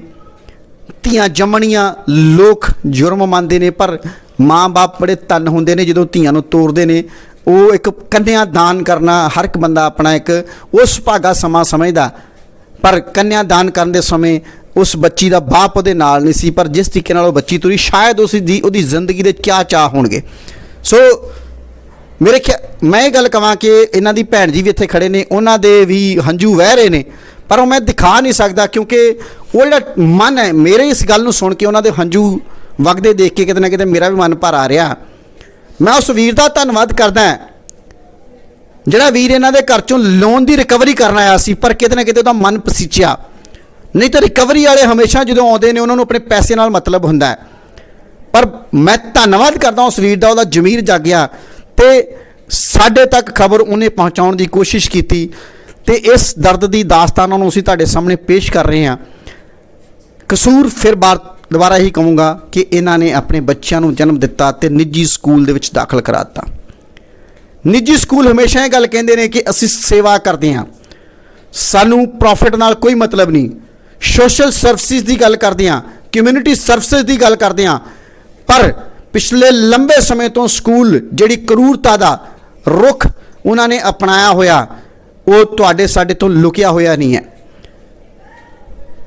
ਡਿਊਰਿੰਗ ਕਰੋਨਾ ਆਨਲਾਈਨ ਕਲਾਸਿਸ ਦੀ ਗੱਲ ਕੀਤੀ ਗਈ, ਮਹਿੰਗੇ ਮੋਬਾਈਲ ਮਾਂ-ਬਾਪ ਨੂੰ ਲੈ ਕੇ ਦੇਣੇ ਪਏ, ਕੰਮ ਕਰ ਕੋਈ ਨਹੀਂ ਸੀ, ਨੈਟ ਦੀ ਫੈਸਿਲਿਟੀ ਅਵੇਲੇਬਲ ਕਰਾਉਣੀ ਪਈ, ਪਰ ਆਖਿਰਕਾਰ ਜਦੋਂ ਰਿਜ਼ਲਟ ਦੇਣ ਦਾ ਸਮਾਂ ਆਇਆ, ਉਸ ਬੱਚੇ ਦੀ 12 ਸਾਲਾਂ ਦੀ ਮਿਹਨਤ ਦੀ ਅਸੀਂ ਗੱਲ ਕਰੀਏ ਤਾਂ ਜਦੋਂ ਉਹਨੂੰ ਫਲ ਲੱਗਣਾ ਸੀਗਾ ਤੇ ਸਕੂਲ ਨੇ ਉਹਨੂੰ ਉਸ ਡਾਣੇ ਨੂੰ ਵੱਢਣ ਦੀ ਵੀ ਕੋਸ਼ਿਸ਼ ਕੀਤੀ, ਜੋ ਸਕੂਲ ਨੂੰ ਕਿਸੇ ਵੀ ਤਰ੍ਹਾਂ ਦਾ ਕੋਈ ਹੱਕ ਨਹੀਂ ਹੈ। ਜੇ ਅਸੀਂ ਗੱਲ ਕਰੀਏ ਕਾਨੂੰਨੀ ਪ੍ਰਕਿਰਿਆ ਦੀ, ਤੇ ਮਾਨਯੋਗ ਸੁਪਰੀਮ ਕੋਰਟ ਵੱਲੋਂ ਵੀ ਆਰਡਰ ਕੀਤੇ ਗਏ ਨੇ ਕਿ due to non payment of fees ਨਾ ਦੇਣ ਦੀ ਖਾਤਰ ਤੁਸੀਂ ਕਿਸੇ ਬੱਚੇ ਦੇ ਕੈਰੀਅਰ ਨਾਲ ਖੇਡ ਨਹੀਂ ਸਕਦੇ। ਪਰ ਇਸ ਸਕੂਲ ਨੇ ਆਪਣੀਆਂ ਹੱਦਾਂ ਬੰਨੇ, ਉਸ ਕਰੂਰਤਾ ਦੀਆਂ ਹੱਦਾਂ ਬੰਨੇ ਪਾਰ ਕਰ ਦਿੱਤੇ। ਮਾਨਯੋਗ ਹਾਈ ਕੋਰਟ ਦੇ ਹੁਕਮਾਂ ਦੀ ਵੀ ਉਲੰਘਣਾ ਕੀਤੀ ਤੇ ਮਾਨਯੋਗ ਸੁਪਰੀਮ ਕੋਰਟ ਦੇ ਹੁਕਮਾਂ ਦੀ ਵੀ ਉਲੰਘਣਾ ਕੀਤੀ। ਉਲੰਘਣਾ ਕਰਕੇ ਇਹ ਚਿੱਠੀਆਂ ਜਿਹੜੀਆਂ ਨੇ ਇਸ ਘਰ ਨੂੰ ਭੇਜ ਦਿੱਤੀਆਂ। ਇਹਨਾਂ ਤੇ ਦੁੱਖ ਦਾ ਪਹਾੜ ਹੋਰ ਟੁੱਟ ਪਿਆ। ਪਹਿਲਾਂ ਹੀ ਦੁਖੀ ਸੀ ਤੇ ਉਤੋਂ ਦੁੱਖ ਦਾ ਪਹਾੜ ਹੋਰ ਟੁੱਟ ਪਿਆ। ਸੋ ਇਹਦਾ ਜ਼ਿੰਮੇਵਾਰ ਕੌਣ ਹੈ? ਇਹਦਾ ਜ਼ਿੰਮੇਵਾਰ ਕਿਤੇ ਨਾ ਕਿਤੇ ਸਿਸਟਮ ਹੈ। ਉਹ ਸਿਸਟਮ ਜਿਹੜਾ ਆਪਣੇ ਆਪ ਨੂੰ ਹਮੇਸ਼ਾ ਛੋਟੀ ਜੀ ਗੱਲ ਕਰਕੇ ਬਾਹਰ ਨਿਕਲ ਜਾਂਦਾ। ਇਹਨਾਂ ਹੁਕਮਾਂ ਦੀ ਗੱਲ ਕਰੀਏ ਤੇ ਇਹਨਾਂ ਸਕੂਲਾਂ ਦੀਆਂ, ਨਿੱਜੀ ਸਕੂਲਾਂ ਦੀਆਂ ਫੀਸਾਂ ਦੇ ਉੱਤੇ ਇੱਕ ਫੀਸ ਰੈਗੂਲੇਟਰੀ ਕਮੇਟੀ ਬਣਦੀ ਆ, ਜਿਹਦੇ ਚੇਅਰਮੈਨ ਹਰ ਜ਼ਿਲ੍ਹੇ ਦੇ ਡਿਪਟੀ ਕਮਿਸ਼ਨਰ ਨੇ। ਤੇ ਅਸੀਂ ਇਹਨਾਂ ਨਾਲ ਗੱਲਬਾਤ ਕਰਾਂਗੇ ਕਿ ਤੁਸੀਂ ਡੀਸੀ ਸਾਹਿਬ ਨਾਲ ਇਸ ਬਾਬਤ ਗੱਲਬਾਤ ਕੀਤੀ ਜੀ? ਨਹੀਂ ਸਰ, ਮੈਨੂੰ ਇਹਦੇ ਬਾਰੇ ਕੋਈ ਨਹੀਂ ਨੌਲੇਜ ਨਹੀਂ ਸੀ। ਕਿਉਂਕਿ ਫੀਸ ਕਮੇਟੀ ਦੇ ਚੇਅਰਮੈਨ, ਨਿੱਜੀ ਸਕੂਲਾਂ ਦੀ ਫੀਸ ਕਮੇਟੀ ਦੇ ਚੇਅਰਮੈਨ ਡਿਪਟੀ ਕਮਿਸ਼ਨਰ ਸਾਹਿਬ ਨੇ, ਉਹ ਚਾਹਣ ਤਾਂ ਹਰ ਕੁਝ ਹੋ ਸਕਦਾ ਸੀਗਾ। ਕੀ ਤੁਸੀਂ ਇਹਦੇ ਲਈ ਅਪਰੋਚ ਕਰੋਗੇ? ਜ਼ਰੂਰ ਸਰ, ਜੇ ਹੋ ਸਕਦਾ ਤੇ ਮੈਂ ਜ਼ਰੂਰ ਜਾਵਾਂਗੀ। ਜੇ ਇੱਦਾਂ ਉਹ ਕਰ ਸਕਦੇ ਤੇ ਮੈਂ ਜਿੱਥੋਂ ਤੱਕ ਹੋ ਸਕੇਗਾ ਮੈਂ ਜਾਵਾਂਗੀ। ਤੁਹਾਨੂੰ ਸਕੂਲ ਵੱਲੋਂ ਕੋਈ ਫੋਨ ਵੀ ਆਇਆ ਇਸ ਚਿੱਠੀ ਤੋਂ ਇਲਾਵਾ? ਹਾਂਜੀ ਸਰ, 1 ਹਫ਼ਤੇ ਬਾਅਦ ਆ ਹੀ ਜਾਂਦਾ ਇੱਕ ਫੋਨ ਕਿ ਆ ਕੇ ਫੀਸ ਜਮ੍ਹਾਂ ਕਰਾਓ। ਮਤਲਬ ਹਮੇਸ਼ਾ ਜਦੋਂ ਵੀ ਆਉਂਦਾ ਵਾ ਫੀਸ ਜਮ੍ਹਾਂ ਕਰਾਉਣ ਦੇ ਲਈ ਹੀ ਆਉਂਦਾ? ਹਾਂਜੀ ਸਰ, ਹੋਰ ਕੋਈ ਕਿਸੇ ਮੈਟਰ ਲਈ ਕਦੀ ਨਹੀਂ ਆਇਆ ਫੋਨ। ਤੁਸੀਂ ਕੀ ਅਰਜ਼ ਕੀਤੀ ਸੀ, ਤੁਸੀਂ ਕੀ ਉਹਨਾਂ ਦੇ ਗਾੜੀ ਆਪਣੀ ਐਪਲੀਕੇਸ਼ਨ ਜਾਂ ਗੁਹਾਰ ਲਗਾਈ ਸੀ? ਸਰ ਮੈਂ ਇਹੀ ਕਿਹਾ ਸੀ ਕਿ ਮੈਂ ਫੀਸ ਨਹੀਂ ਦੇ ਸਕਦੀ, ਮੈਂ ਨੈਕਸਟ ਈਅਰ ਤੋਂ ਇਹਦੀ ਫੀਸ ਜ਼ਰੂਰ ਕਰਾਂਗੀ, ਜਿੱਦਾਂ ਮਰਜ਼ੀ। ਮੈਂ ਹੁਣ ਕੰਮ ਤੇ ਲੱਗ ਗਈ ਹਾਂ, ਮੈਂ ਇਹਦੀ ਫੀਸ ਲਈ ਅਰੇਂਜ ਕਰਾਂਗੀ। ਤੁਸੀਂ ਫੀਸ ਮਾਫੀ ਲਈ ਵੀ ਉਹਨਾਂ ਨੂੰ ਕੋਈ ਅਰਜ਼ੀ ਦਿੱਤੀ ਸੀ? ਹਾਂਜੀ ਸਰ, ਲੈਟਰ ਦਿੱਤੀ ਹੋਈ ਹੈ। ਉਹਨਾਂ ਨੇ ਐਕਸੈਪਟ ਨਹੀਂ ਕੀਤੀ? ਨਹੀਂ, ਕੀ ਕਹਿ ਕੇ ਮੋੜਿਆ ਤੁਹਾਨੂੰ? ਉਦੋਂ ਤਾਂ ਰੱਖ ਲਈ ਲੈਟਰ ਵੀ ਲੈ ਲਈ ਹੈ ਤੇ ਡੈਥ ਸਰਟੀਫਿਕੇਟ ਵੀ ਇਹਨਾਂ ਦਾ ਲੈ ਲਿਆ। ਜੋ ਡਾਕੂਮੈਂਟਸ ਮੰਗੇ ਮੈਂ ਸਾਰੇ ਦਿੱਤੇ ਆ। ਪਹਿਲੇ ਕਹਿੰਦੇ ਰਹੇ ਕਰ ਦਾਂਗੇ, ਹੁਣ ਜਦੋਂ ਬੱਚਾ ਸਕੂਲ ਜਾਣ ਲੱਗਾ ਕਹਿੰਦੇ ਅਸੀਂ ਨਹੀਂ ਕਰ ਸਕਦੇ ਜੀ ਫੀਸ ਮਾਫ, ਪਿੱਛੋਂ ਰਿਜੈਕਸ਼ਨ ਆ ਗਈ ਹੈ। ਕਿੱਥੋਂ ਰਿਜੈਕਸ਼ਨ ਆਈ ਹੈ? ਸਾਰੇ ਉਹਨਾਂ ਨੇ ਇਹੀ ਕਿਹਾ ਕਿ ਪਿੱਛੋਂ ਰਿਜੈਕਸ਼ਨ ਆ ਗਈ ਹੈ ਕਿ ਇਹਨਾਂ ਦੀ ਫੀਸ ਨਹੀਂ ਕਿਸੇ ਮਾਫ। ਸਰਕਾਰੀ ਦਫ਼ਤਰ ਤੋਂ ਦੀ ਰਿਜੈਕਸ਼ਨ ਆਈ ਹੈ ਜਾਂ ਕਿਸੇ ਹੋਰ ਆਕਾ ਦੀ ਰਿਜੈਕਸ਼ਨ ਆਈ ਹੈ? ਸਰ ਇਹ ਉਹਨਾਂ ਨੂੰ ਹੀ ਪਤਾ ਹੈ, ਮੈਨੂੰ ਇਹਦੇ ਬਾਰੇ ਨਹੀਂ ਨੌਲੇਜ। ਇਹੀ ਕਿਹਾ ਗਿਆ ਮੈਨੂੰ ਕਿ ਪਿੱਛੋਂ ਰਿਜੈਕਸ਼ਨ ਲੱਗ ਗਈ ਹੈ ਤੁਹਾਡੀ ਐਪਲੀਕੇਸ਼ਨ ਦੀ, ਤੇ ਮੇਰੇ ਕੋਲ ਇੰਨੀ એનર્ਜੀ ਨਹੀਂ ਹੈ ਕਿ ਤੁਸੀਂ ਜਾਓ। ਤੁਸੀਂ ਰਿਜੈਕਸ਼ਨ ਦਾ ਕਾਰਨ ਪੁੱਛਿਆ ਵੀ ਕੀ ਰਿਜੈਕਸ਼ਨ ਲਾਈ ਹੈ? ਨਹੀਂ ਸਰ, ਮੈਂ ਨਹੀਂ ਇਹ ਪੁੱਛਿਆ, ਕਿਉਂਕਿ ਜ਼ਿਆਦਾ ਉਹ ਗੱਲ ਕਰਦੇ ਹੀ ਨਹੀਂ ਤੇ ਫਿਰ ਪੁੱਛਣਾ ਕੀ ਸੀ। ਕਿਉਂਕਿ ਪ੍ਰਿੰਸੀਪਲ ਨੇ ਅਗਰ, ਤੇ ਉਹਨਾਂ ਦਾ ਗੱਲ ਕਰਨਾ ਫਰਜ਼ ਹੈ ਹਰ ਬੱਚੇ ਦੇ ਮਾਂ-ਬਾਪ ਨਾਲ। ਹਾਂਜੀ, ਉਹ ਕਹਿੰਦੇ ਕਿ ਮੇਰੇ ਕੋਲ ਇੰਨੀ એનર્ਜੀ ਨਹੀਂ ਹੈਗੀ ਮੈਂ ਹਰੇਕ ਨਾਲ ਇੰਨੀ ਗੱਲਾਂ ਕਰਾਂ, ਇੰਨੀ ਗੱਲ ਕਹੀ ਸੀ ਉਹਨਾਂ ਨੇ ਬਸ। ਤੁਸੀਂ ਦੇਖ ਸਕਦੇ ਹੋ ਕਿ ਇੱਕ ਸਕੂਲ ਦੇ ਪ੍ਰਿੰਸੀਪਲ ਹੋਣ, ਜਿਨ੍ਹਾਂ ਦੀ ਇੱਕ ਡਿਊਟੀ ਹੈ ਹਰ ਮਾਂ-ਬਾਪ ਦੀ ਗੱਲਬਾਤ ਸੁਣਨਾ, ਹਰ ਮਾਂ-ਬਾਪ ਉਹਨਾਂ ਕੋ ਆਪਣੀ ਅਰਜ਼ ਲੈ ਕੇ ਜਾਏਗਾ, ਆਪਣੀ ਐਪਲੀਕੇਸ਼ਨ ਲੈ ਕੇ ਜਾਏਗਾ। ਪਰ ਜੇ ਪ੍ਰਿੰਸੀਪਲ ਸਾਹਿਬ ਦਾ ਇਹ ਰੁਖ ਹੈ ਕਿ ਮੇਰੇ ਕੋਲ ਇੰਨੀ એનર્ਜੀ ਨਹੀਂ ਹੈਗੀ ਮੈਂ ਤੁਹਾਡੇ ਤੇ ਲਗਾ ਸਕਾਂ, ਤੇ ਫਿਰ ਉਹਨਾਂ ਨੇ ਉਹ એનર્ਜੀ ਕਿੱਥੇ ਲਗਾਉਣੀ ਹੁੰਦੀ ਹੈ? ਬੜੇ ਸਮੇਂ ਤੋਂ ਦੇਖੀਏ ਤੇ ਸਕੂਲ ਵਿਵਾਦਾਂ 'ਚ ਆ ਰਿਹਾ। ਇਸ ਸਕੂਲ ਦੇ ਉੱਤੇ ਇੱਕ ਪੇਰੈਂਟਸ ਵੱਲੋਂ ਹੋਰ ਵੀ ਕੰਪਲੇਂਟ ਵੀ ਕੀਤੀ ਗਈ ਹੈ, ਜਿਹੜੀ ਪ੍ਰਧਾਨ ਮੰਤਰੀ ਸਾਹਿਬ ਕੋਲ ਹੈ, ਉਹ ਵੀ ਵਿਚਾਰ ਅਧੀਨ ਚੱਲ ਰਹੀ ਹੈ। ਸੋ ਸਕੂਲ ਵੱਡਾ ਬੜਾ ਨਾਮ ਸੀ, ਪਰ ਅੱਜ ਸਕੂਲ ਦੇ ਕੰਮ ਬੜੇ ਛੋਟੇ ਹੋ ਗਏ। ਕਿਉਂ? ਸਵਾਲਾਂ ਦੇ ਘੇਰੇ ਦੇ ਵਿੱਚ ਹੈ, ਕਿਉਂਕਿ ਸਾਡੇ ਉੱਤੇ ਇਹ ਜ਼ਬਰਦਸਤੀ ਲਾਗੂ ਕੀਤੇ ਜਾਂਦੇ ਨੇ। ਜਿਹੜੀ ਗੱਲ ਕੀਤੀ ਜਾ ਰਹੀ ਹੈ ਉਸ ਮਾਂ ਵੱਲੋਂ ਕਿ ਉਹਦੀ ਰਿਜੈਕਸ਼ਨ ਆ ਗਈ, ਕਿਹੜੇ ਆਕਾ ਨੇ ਉਹਦੀ ਰਿਜੈਕਸ਼ਨ ਕੀਤੀ? ਪਹਿਲੀ ਗੱਲ ਤਾਂ ਅਸੀਂ ਗੱਲ ਕਰ ਰਹੇ ਹਾਂ ਕਿ ਬਾਰ-ਬਾਰ ਕਿ ਕਰੋਨਾ ਦੇ ਸਮੇਂ ਦੇ ਦੌਰਾਨ ਸਕੂਲ ਫੀਸ ਮੰਗਣ ਦੇ ਹੱਕਦਾਰ ਨਹੀਂ ਸੀ, ਜਿਹਦਾ ਕਿ ਕੇਸ ਮਾਨਯੋਗ ਹਾਈ ਕੋਰਟ 'ਚ ਚੱਲਿਆ। ਹਾਈ ਕੋਰਟ ਵੱਲੋਂ 1 ਅਕਤੂਬਰ 2020 ਨੂੰ ਇੱਕ ਫੈਸਲਾ ਦਿੱਤਾ ਗਿਆ ਕਿ ਸਕੂਲ ਸਿਰਫ ਟਿਊਸ਼ਨ ਫੀਸ ਦੀ ਮੰਗ ਕਰ ਸਕਦੇ ਨੇ, ਪਰ ਸਕੂਲਾਂ ਨੇ ਉਸ ਹੁਕਮ ਦੀ ਗੱਲ ਕਰੀਏ ਉਹ ਵੀ ਉਲੰਘਣਾ ਕੀਤੀ ਤੇ ਆਪਣੀਆਂ ਮਨਮਰਜ਼ੀ ਦੀਆਂ ਫੀਸਾਂ ਵਸੂਲਣ ਵੱਲ ਕਦਮ ਵਧਾਇਆ। ਹਰ ਤਰ੍ਹਾਂ ਦੇ ਫੰਡ ਮੰਗਣ ਦੀ ਕੋਸ਼ਿਸ਼ ਕੀਤੀ, ਮਾਂ-ਬਾਪ ਤੇ ਦਬਾਅ ਬਣਾਉਣ ਦੀ ਕੋਸ਼ਿਸ਼ ਕੀਤੀ, ਭਾਵੇਂ ਕਿ ਸਕੂਲ ਲੱਗ ਨਹੀਂ ਰਹੇ ਸੀ ਆਨਲਾਈਨ ਕਲਾਸਾਂ ਦੀ ਆੜ ਵਿੱਚ। ਪਰ ਜਦੋਂ ਤੋਂ ਅਸੀਂ ਗੱਲ ਕਰੀਏ ਕਿ ਵਿਜੇ ਇੰਦਰ ਸਿੰਗਲਾ ਜੀ, ਸਿੱਖਿਆ ਮੰਤਰੀ ਜੀ ਵੱਲੋਂ ਜਦੋਂ ਇਹ ਸ਼ੁਰੂਆਤ ਕੀਤੀ ਗਈ ਕਿ ਸਕੂਲ ਖੋਲ੍ਹੇ ਜਾਣਗੇ 10ਵੀਂ ਤੇ 12ਵੀਂ ਦੀਆਂ ਕਲਾਸਾਂ ਦੇ, ਤੇ ਜਿਸ ਦਿਨ ਇਹ ਖੋਲ੍ਹਣ ਦੀ ਗੱਲ ਕੀਤੀ ਗਈ ਤੇ ਮਾਂ-ਬਾਪ ਦਾ ਕੰਸੈਂਟ ਜਿਹੜਾ ਲੈਣਾ ਜ਼ਰੂਰੀ ਹੈ, ਤੇ ਮਾਂ-ਬਾਪ ਦੇ ਕੰਸੈਂਟ ਨਾਲ ਜਦੋਂ ਬੱਚੇ ਸਕੂਲਾਂ ਦੇ ਵਿੱਚ ਜਾਣੇ ਸ਼ੁਰੂ ਹੋਏ ਤੇ ਸਭ ਤੋਂ ਪਹਿਲਾਂ ਹੱਥ ਕੰਡਾ ਸਕੂਲਾਂ ਨੇ ਕੀ ਅਪਣਾਇਆ ਕਿ ਸਭ ਤੋਂ ਪਹਿਲਾਂ ਆਪਣੀ ਰਿਕਵਰੀ ਕੀਤੀ ਜਾਵੇ। ਉਹਨਾਂ ਬੱਚਿਆਂ ਨੂੰ ਇੱਕ ਜ਼ਰੀਆ ਬਣਾ ਕੇ ਫੀਸਾਂ ਦੀ ਮੰਗ ਕਰਨ ਦੀ ਕੋਸ਼ਿਸ਼ ਕੀਤੀ ਗਈ। ਫੀਸਾਂ ਦੀ ਮੰਗ ਕਿਸ ਨਾਮ ਹੇਠ? ਕਿ ਤੁਹਾਡੇ ਬੱਚਿਆਂ ਦੇ ਬੋਰਡ ਦੇ ਐਗਜ਼ਾਮ ਨੇ, ਬੋਰਡ ਦੇ ਐਗਜ਼ਾਮ ਦੇ ਵਿੱਚ ਨਹੀਂ ਬੈਠਣ ਦੇਵਾਂਗੇ, ਰੋਲ ਨੰਬਰ ਨਹੀਂ ਦੇਵਾਂਗੇ, ਕਿਸੇ ਨਾ ਕਿਸੇ ਤਰੀਕੇ ਨਾਲ ਉਹਨਾਂ ਨੂੰ ਬਲੈਕਮੇਲ ਕਰਨ ਦੀ ਕੋਸ਼ਿਸ਼ ਕੀਤੀ ਤਾਂ ਜੋ ਮਾਂ-ਬਾਪ ਦਬਾਅ ਹੇਠ ਆਣ ਕੇ ਉਹ ਪੈਸਾ ਦੇ ਸਕਣ। ਤੁਹਾਨੂੰ ਵੀ ਇਸ ਤਰ੍ਹਾਂ ਦਾ ਕੋਈ ਗੱਲ ਕਹੀ ਗਈ ਹੈਗੀ ਸਕੂਲ ਵੱਲੋਂ ਜੀ ਕਿ ਜੇ ਤੁਸੀਂ ਫੀਸ ਨਾ ਦਿੱਤੀ ਤੇ ਤੁਹਾਡੇ ਬੱਚੇ ਨੂੰ ਐਗਜ਼ਾਮ 'ਚ ਨਹੀਂ ਬੈਠਣ ਦਿੱਤਾ ਜਾਏਗਾ? ਨਹੀਂ ਸਰ, ਉਹਨਾਂ ਨੇ ਇਹੀ ਕਿਹਾ ਕਿ ਲੀਵਿੰਗ ਸਰਟੀਫਿਕੇਟ ਸਬਮਿਟ ਕਰਾ ਦਿਓ ਬਸ। ਮਤਲਬ ਕਿ ਤੁਸੀਂ ਸਿੱਧੀ ਗੱਲ ਕਰੀਏ ਤਾਂ ਲੀਵਿੰਗ ਸਰਟੀਫਿਕੇਟ ਪੇਪਰ ਤੋਂ ਪਹਿਲਾਂ ਹੀ ਤੁਹਾਨੂੰ ਸਕੂਲ ਦੇ ਵਿੱਚੋਂ ਕੱਢਿਆ ਜਾਂਦਾ ਹੈ? ਮਿਲ ਗਿਆ ਜੀ, ਸਾਨੂੰ ਅੱਜ ਦੇ ਦਿੱਤਾ। ਇਹਨਾਂ ਨੇ ਕਿਹਾ ਸਬਮਿਟ ਕਰਾ ਦਿਓ 20 ਫਰਵਰੀ ਤੱਕ ਜੇ ਫੀਸ ਨਹੀਂ ਜਮ੍ਹਾਂ ਕਰਾਣੀ ਤੇ। ਸਰ ਇਹ ਲੈਟਰ ਸਾਫ਼ ਹੀ ਕਹਿ ਰਹੀ ਹੈ।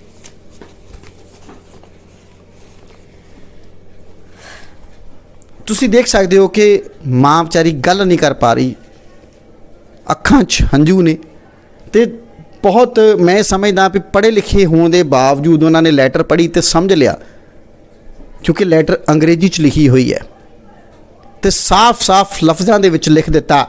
ਦੁਬਾਰਾ ਤੋਂ ਮੈਂ ਉਹ ਲਾਈਨਾਂ ਨੂੰ ਪੜ੍ਹ ਦਿੰਦਾ ਤੇ ਪੰਜਾਬੀ ਦੇ ਵਿੱਚ ਦੱਸ ਦਿੰਦਾ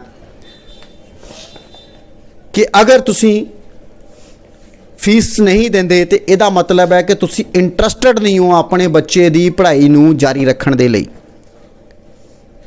ਇਸ ਕਰਕੇ ਸਕੂਲ ਲਿਵਿੰਗ ਸਰਟੀਫਿਕੇਟ ਦੀ ਜਿਹੜੀ ਐਪਲੀਕੇਸ਼ਨ ਬਿਲਕੁਲ ਇਹਦੇ ਨਾਲ ਅਟੈਚ ਹੈ, ਉਸ ਐਪਲੀਕੇਸ਼ਨ ਨੂੰ ਭਰ ਕੇ ਸਕੂਲ ਦੀ ਰਿਸੈਪਸ਼ਨ ਦੇ ਉੱਤੇ ਜਮ੍ਹਾਂ ਕਰਾ ਦਿੱਤਾ ਜਾਵੇ।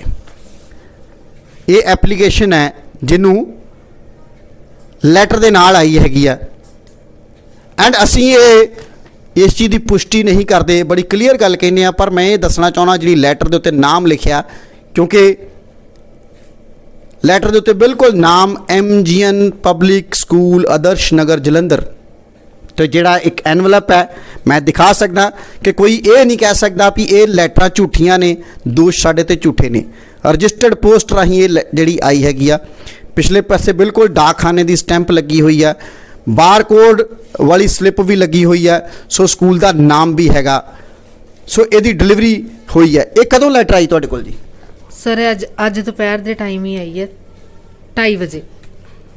ਜਦੋਂ 2:30 ਵਜੇ ਤੁਹਾਡੇ ਕੋਲ ਲੈਟਰ ਆਈ, ਤੁਸੀਂ ਪੜ੍ਹਿਆ ਤੇ ਉਸ ਟਾਈਮ ਤੁਹਾਡੇ ਮਨ ਅੰਦਰ ਕੀ ਚੱਲਿਆ? ਸਰ ਉਦੋਂ ਦੀ ਬਸ ਮੈਂ ਰੋਈ ਨਹੀਂ ਆ, ਮੈਨੂੰ ਸਮਝ ਹੀ ਨਹੀਂ ਆ ਰਹੀ ਮੈਂ 40-45 ਹਜ਼ਾਰ ਰੁਪਇਆ ਕਿੱਥੋਂ ਇਕੱਠਾ ਕਰਨਾ ਹੈ, ਬਸ ਇਹੀ ਸੋਚੀ ਜਾਂਦੀ ਵੀ ਹੈ। ਤੁਸੀਂ ਇਸ ਤੋਂ ਬਾਅਦ 'ਚ ਕਿਸੇ ਨੂੰ ਫੋਨ ਕਰਨ ਦੀ ਕੋਸ਼ਿਸ਼ ਕੀਤੀ, ਸਕੂਲ ਦੇ ਕਿਸੇ ਸਟਾਫ ਨੂੰ ਜਾਂ ਸਕੂਲ ਦੇ ਵਿੱਚ ਫੋਨ ਕਰਨ ਦੀ ਕੋਸ਼ਿਸ਼ ਕੀਤੀ? ਸਰ ਸਕੂਲ ਕਲੋਜ਼ ਹੋ ਚੁੱਕਾ ਸੀ ਉਸ ਟਾਈਮ ਤੇ, ਕਿਹਦੇ ਨਾਲ ਗੱਲ ਕਰਨੀ ਸੀ? ਫਿਰ ਤੁਸੀਂ ਕਿਹਦੇ ਨਾਲ ਗੱਲਬਾਤ ਕੀਤੀ? ਹਾਲੇ ਕੋਈ ਵੀ ਨਹੀਂ, ਕੱਲ ਜਾਊਂਗੀ ਹੁਣ ਸਕੂਲ ਸਿਸਟਮ ਦੇਖਾਂਗੇ ਸਰ ਕੀ ਕਹਿੰਦੇ, ਪੁੱਛਾਂਗੀ ਨਾ ਉਹਨਾਂ ਨੂੰ ਜਾ ਕੇ। ਕੀ ਪੁੱਛੋਗੇ ਵੀ ਤੁਸੀਂ ਇਦਾਂ ਕਿਉਂ ਕੀਤਾ? ਹਾਂਜੀ ਸਰ। ਤੁਸੀਂ ਬੱਚੇ ਦਾ ਕਸੂਰ ਇਹੀ ਹੈ ਕਿ ਫੀਸ ਨਹੀਂ ਦੇ ਸਕਦਾ, ਤੇ ਤੁਹਾਨੂੰ ਲੱਗਦਾ ਕਿ ਜਿਹੜਾ ਉਹ ਕਹਿੰਦੇ ਵੀ ਪੜ੍ਹਾਈ ਦੇ ਵਿੱਚ ਕਮਜ਼ੋਰ ਹੈ, ਇਹ ਸਿਰਫ ਇੱਕ ਢਗੋਸਲਾ ਬਣਾਇਆ ਜਾ ਰਿਹਾ ਬੱਚੇ ਨੂੰ ਸਕੂਲੋਂ ਕੱਢਣ ਵਾਸਤੇ? ਸਰ ਹੋ ਸਕਦਾ ਕਿ ਹੈ ਨਾ, ਜੇ ਉਹਨੇ 5 ਪੇਪਰ ਦਿੱਤੇ ਆ, ਇੱਕ ਵਿੱਚੋਂ ਰਹਿ ਗਿਆ ਹੋਵੇ, ਬਾਕੀ ਉਹਨੇ ਸਾਰੇ ਕਲੀਅਰ ਕੀਤੇ। ਇੰਨਾ ਮੇਰਾ ਬੱਚਾ ਜਾ ਕੇ ਪੇਪਰ ਤਾਂ ਦੇ ਰਿਹਾ, ਕਈ ਬੱਚੇ ਤਾਂ ਪੇਪਰ ਵੀ ਨਹੀਂ ਦੇਣ ਆ ਰਹੇ ਸਕੂਲ, ਮੈਂ ਫਿਰ ਵੀ ਇਹਨੂੰ ਭੇਜ ਰਹੀ ਹਾਂ ਔਰ ਰੈਗੂਲਰ ਜਾ ਰਿਹਾ ਵਾ, ਕਿ ਉਹ ਪਿੱਛੇ ਨਹੀਂ ਹਟਿਆ ਕਿ ਜੇ ਮੈਨੂੰ ਨਹੀਂ ਆਉਂਦਾ ਤਾਂ ਮੈਂ ਪੇਪਰ ਦੇਣ ਹੀ ਨਹੀਂ ਜਾਣਾ। ਮੈਂ ਉਹਨੂੰ ਬੜਾ ਹੌਸਲਾ ਦਿੱਤਾ ਕਿ ਪੇਪਰ ਦੇਣੇ ਹੀ ਹੈ, ਸਕੂਲ ਵੀ ਜਾਣਾ ਹੀ ਹੈ, ਜੋ ਮਰਜ਼ੀ ਹੋ ਜਾਏ। ਪਰ ਅੱਗੋਂ ਜਾ ਕੇ ਜੇ ਪੇਪਰ ਦੇਣ ਨਾਲ ਉਹਨੂੰ ਇੰਨਾ ਫਸਣਾ ਸੀ ਤੇ ਅਸੀਂ ਦੇਣਾ ਹੀ ਨਹੀਂ ਸੀ ਪੇਪਰ। ਸੋ ਤੁਸੀਂ ਦੇਖ ਸਕਦੇ ਹੋ ਕਿ ਮੈਂ ਜ਼ਿਆਦਾ ਗੱਲਬਾਤ ਵੀ ਨਹੀਂ ਕਰਨਾ ਚਾਹੁੰਦਾ, ਕਿਤੇ ਨਾ ਕਿਤੇ ਦੁਖੀ ਨੇ, ਦੁਪਹਿਰ 2:30 ਵਜੇ ਤੋਂ ਜਿੱਦਾਂ ਦੱਸ ਰਹੇ ਨੇ ਫਿਰ ਰੋ ਰਹੇ ਨੇ, ਪਰ ਅਸੀਂ ਇਹ ਦਰਦ ਦੀ ਦਾਸਤਾਨ ਤੁਹਾਡੇ ਸਾਹਮਣੇ ਪੇਸ਼ ਕਰ ਰਹੇ ਹਾਂ ਕਿ ਇਹ ਕਰੂਰਤਾ ਕਿਉਂ ਹੈ। ਮਾਂ-ਬਾਪ ਦੋਸ਼ੀ ਨੇ, ਜੇ ਦੋਸ਼ੀ ਨੇ ਤੇ ਇਹਨਾਂ ਨੂੰ ਕਟਹਿਰੇ 'ਚ ਖੜਾ ਕਰ ਦਿੱਤਾ ਜਾਵੇ। ਅਗਰ ਸਕੂਲ ਦੋਸ਼ੀ ਨੇ ਤਾਂ ਸਕੂਲਾਂ ਨੂੰ ਕਟਹਿਰੇ 'ਚ ਖੜਾ ਕੀਤਾ ਜਾਵੇ। ਕਟਹਿਰੇ 'ਚ ਤਾਂ ਆਲਰੇਡੀ ਉਹ ਖੜੇ ਨੇ, ਸਿਰਫ ਫੀਸਾਂ ਵਸੂਲਣ ਵਾਸਤੇ ਜਿਹੜਾ ਕੇਸ ਕੀਤਾ ਗਿਆ ਸੀ ਉਹ ਵੀ ਸਕੂਲਾਂ ਵੱਲੋਂ ਕੀਤਾ ਗਿਆ ਸੀ। ਪਰ ਅਸੀਂ ਦੁਨੀਆ ਦੀ ਕਚਹਿਰੀ ਦੇ ਵਿੱਚ, ਲੋਕਾਂ ਦੀ ਕਚਹਿਰੀ ਦੇ ਵਿੱਚ ਕੇਸ ਲੈ ਕੇ ਜਾ ਰਹੇ ਹਾਂ। ਇਨਸਾਫ ਤੁਸੀਂ ਕਰੋਗੇ? ਕਮੈਂਟ ਕਰਕੇ ਜ਼ਰੂਰ ਦੱਸਣਾ ਕਿ ਅਸੀਂ ਇਹ ਸਟੋਰੀ ਗਲਤ ਦਿਖਾ ਰਹੇ ਹਾਂ। ਇਹ ਜਿਹੜੀ ਚਿੱਠੀਆਂ ਸੀਗੀਆਂ ਜਿਹਦੇ ਬਿਲਕੁਲ ਕੈਮਰੇ ਦੇ ਕਲੋਜ਼ ਕਰਕੇ ਦਿਖਾਉਣ ਦੀ ਕੋਸ਼ਿਸ਼ ਕੀਤੀ ਹੈ, ਕੱਲ੍ਹ ਨੂੰ ਕੋਈ ਇਹ ਨਾ ਕਵੇ ਕਿ ਇਹ ਸਾਡੀਆਂ ਚਿੱਠੀਆਂ ਨਹੀਂ ਸੀ, ਵਾਇਆ ਰਜਿਸਟਰਡ ਪੋਸਟ ਇਹ ਚਿੱਠੀਆਂ ਆਈਆਂ ਨੇ। ਸਿਰਫ ਤਾਂ ਸਿਰਫ ਇੱਕ ਪੈਸੇ ਦੀ ਵਸੂਲੀ, ਰਿਕਵਰੀ ਦੀ ਗੱਲ ਕਰੀਏ ਅਸੀਂ, ਇਹ ਰਿਕਵਰੀ ਲੈਟਰ ਸੀ ਜਿਹਦੇ ਵਿੱਚ ਕਿਤੇ ਵੀ ਅਸੀਂ ਕਹਿ ਦਈਏ ਕਿ ਨਰਮੀ ਨਹੀਂ ਸੀ। ਪਰ ਮੈਂ ਉਸ ਵੀਰ ਨਾਲ ਗੱਲ ਕਰਨੀ ਚਾਹੂੰਗਾ 2 ਮਿੰਟ ਲਈ, ਜਿਹੜਾ ਵੀਰ ਇੱਥੇ ਰਿਕਵਰੀ ਕਰਨ ਵਾਸਤੇ ਆਇਆ ਸੀ। ਐਜ਼ ਰਿਕਵਰੀ ਦਾ ਮਤਲਬ ਹੈ ਕਿ ਪੈਸੇ ਦੀ ਵਸੂਲੀ ਕਰਨੀ। ਸੋ ਮੈਂ ਉਹਨਾਂ ਨਾਲ ਵੀਰ ਨਾਲ ਵੀ ਗੱਲਬਾਤ ਕਰਨੀ ਚਾਹਾਂਗਾ। ਸੋ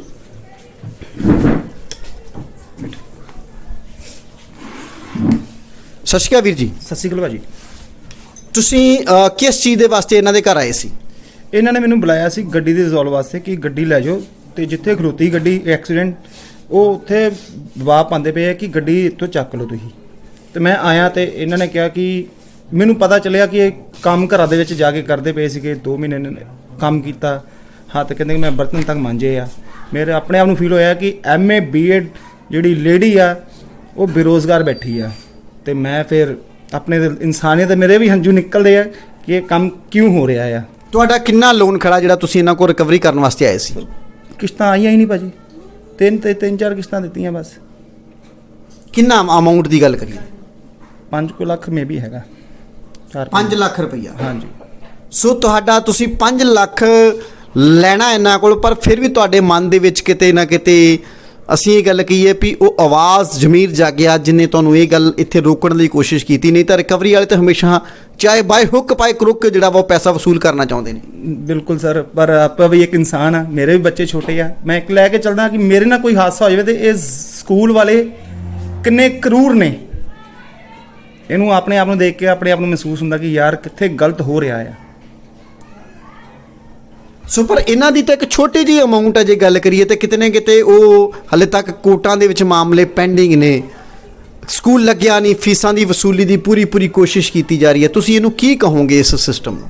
ਭਾਈ ਇਹ ਸਭ ਪੈਸਾ ਕਮਾਉਣਾ ਇਹਨਾਂ ਨੇ, ਆਪਣਾ ਵਾਸਤੇ ਵੇਖਦੇ ਪਏ, ਕਿਸੇ ਗਰੀਬ ਵਾਸਤੇ ਨਹੀਂ ਵੇਖਦੇ ਕੁਝ ਵੀ। ਤੁਸੀਂ ਮੰਨਦੇ ਹੋ ਵੀ ਇਹ ਸਕੂਲ ਹੈ? ਨਹੀਂ ਭਾਜੀ, ਮੈਂ ਨਹੀਂ ਮੰਨਦਾ। ਤੁਸੀਂ ਕੀ ਨਾਮ ਦਿਓਗੇ ਇਹਨਾਂ ਨੂੰ? ਇਹ ਜੰਗਲ ਰਾਜ ਹੈ ਜੀ, ਵਸੂਲੀ ਜਿਹੜੇ ਇਹ ਸਿਰਫ ਕਰੂਰਤਾ ਭਰੀ ਹੈ। ਸਕੂਲ ਪਹਿਲਾਂ ਕਹਿੰਦੇ ਸੀ ਸਕੂਲ ਜਾ ਕੇ ਸਿੱਖਿਆ ਮਿਲਦੀ ਆ, ਵਿੱਦਿਆ ਦਿੱਤੀ ਜਾਂਦੀ ਆ, ਸਿੱਖਿਆ ਦਿੱਤੀ ਜਾਂਦੀ ਆ, ਪਰ ਇੱਥੇ ਸਿੱਖਿਆ ਥੋੜੀ ਦਿੱਤੀ ਹੈ, ਵੇਚੀ ਜਾਂਦੀ ਆ। ਮੈਂ ਗੱਲ ਕਰਾਂਗਾ, ਵੀਰ ਦੀ ਗੱਲ ਕਰਾਂਗਾ ਤੇ ਗੱਲਬਾਤ ਦੇ ਦੌਰਾਨ ਨਾਲ ਹੀ ਦੱਸਦੇ ਹਾਂ ਕਿ ਸਿੱਖਿਆ ਸਕੂਲਾਂ ਨੂੰ ਸਿੱਖਿਆ ਦੇ ਮੰਦਿਰ ਕਿਹਾ ਜਾਂਦਾ ਸੀ। ਉਹਨਾਂ ਦੇ ਬਾਹਰ ਲਿਖਿਆ ਹੁੰਦਾ ਸੀ ਸਿੱਖਿਆ ਲਈ ਆਓ ਤਾਂ ਸੇਵਾ ਲਈ ਜਾਓ। ਪਰ ਉਹ ਮੰਦਿਰ ਕਦੋਂ ਬੁੱਚੜਖਾਨੇ ਬਣ ਗਏ ਜਾਂ ਉਹ ਵਪਾਰ ਦਾ ਕੇਂਦਰ ਕਦੋਂ ਬਣ ਗਏ, ਇਹ ਸਾਨੂੰ ਪਤਾ ਨਹੀਂ ਲੱਗਿਆ। ਅੱਜ ਉਹ ਸਕੂਲ ਨਹੀਂ, ਉਹ ਵਪਾਰਕ ਕੇਂਦਰ ਬਣ ਗਏ ਨੇ।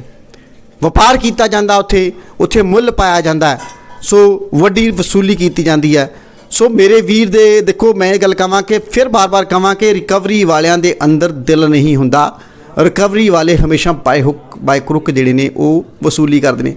ਪਰ ਮੈਂ ਸੱਚ ਗੱਲ ਕਰਾਂ ਵੀ ਮੇਰਾ ਦਿਲ ਜਿਹੜਾ ਵਾ ਉਹ ਇਸ ਵੀਰ ਨੂੰ ਸਲੂਟ ਕਰਦਾ ਹੈ। ਮੈਂ ਝੁੱਕ ਕੇ ਸਲਾਮ ਵੀ ਕਰਦਾ ਕਿ ਜਿੰਨੇ 5 ਲੱਖ ਦੀ ਰਿਕਵਰੀ ਕਰਨੀ ਸੀ ਪਰ ਉਹਨੇ ਪਹਿਲਾਂ ਦਰਦ ਦੇਖਿਆ ਇਹਨਾਂ ਦਾ, ਤੇ ਸਾਨੂੰ ਵੀ ਉਹਨਾਂ ਨੇ ਹੀ ਬੁਲਾਇਆ ਕਿ ਇਸ ਮਾਂ ਦੀ ਦਰਦੇ ਦਾਸਤਾਨ ਜਿਹੜੀ ਆ ਉਹ ਜ਼ਰੂਰ ਸੁਣੋ, ਇਹਨਾਂ ਦਾ ਕੋਈ ਹੱਲ ਨਿਸ਼ਕਰਸ਼ ਕੱਢਿਆ ਜਾ ਸਕੇ। ਸੋ ਵੱਡੀ ਗੱਲ ਹੈ। ਸੋ ਅਸੀਂ ਆਪਣੇ ਵੱਲੋਂ ਅਪੀਲ ਕਰਦੇ ਹਾਂ, ਬੇਨਤੀ ਕਰਦੇ ਹਾਂ ਸਕੂਲ ਨੂੰ, ਸਕੂਲ ਪ੍ਰਿੰਸੀਪਲ ਨੂੰ ਵੀ, ਸਕੂਲ ਦੀ ਟੋਟਲ ਮੈਨੇਜਮੈਂਟ ਨੂੰ, ਇਸ ਮਾਂ ਦੀ ਦਰਦ ਨੂੰ ਸੁਣੋ, ਇਸ ਮਾਂ ਦੇ ਦਰਦੇ ਦਾਸਤਾਨ ਨੂੰ ਸੁਣੋ ਤੇ ਇਸ ਬੱਚੇ ਦੇ ਕੈਰੀਅਰ ਨਾਲ ਖਿਲਵਾੜ ਨਾ ਕਰੋ। ਉਹਦੀ ਜ਼ਿੰਦਗੀ ਉਹ ਫੁੱਲ ਹਲੇ ਖਿੜਨਾ ਹੈ, ਉਹ ਫੁੱਲ ਖਿੜਨਾ ਹੈ।